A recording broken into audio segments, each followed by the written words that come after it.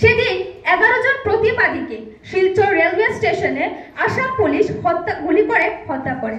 সেই আন্দোলনের জেরে শেষ পর্যন্ত অবশ্য অসম সরকার পিছু হটতে বাধ্য হয়েছিলেন। কিন্তু সেই ঘটনার পর থেকেই 19শে মে বাংলা ভাষা শহীদ দিবস হিসেবে এই দিনটি পালিত হয় সারা দেশে। 1961 সালের আজকের দিনে 19 মে মাতৃভাষার জন্য প্রাণ উৎসর্গ করেছিলেন সীমান্ত পারের আসামের ভাষা সংগ্রামীরা। 21 ফেব্রুয়ারির মতোই দ্যুতিময় এই বরাক উপত্যকার বাংলা ভাষা আন্দোলন।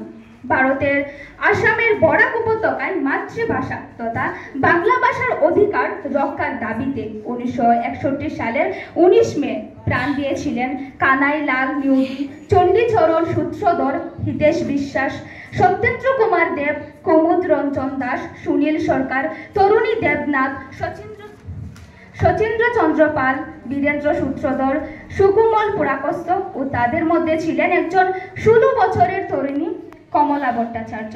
শোনা যায় কমলা ভট্টাচার্য আমাদের স্কুলের ছাত্রী ছিলেন এবং কমলা ভট্টাচার্য বিশ্বের মধ্যে প্রথম ভাষা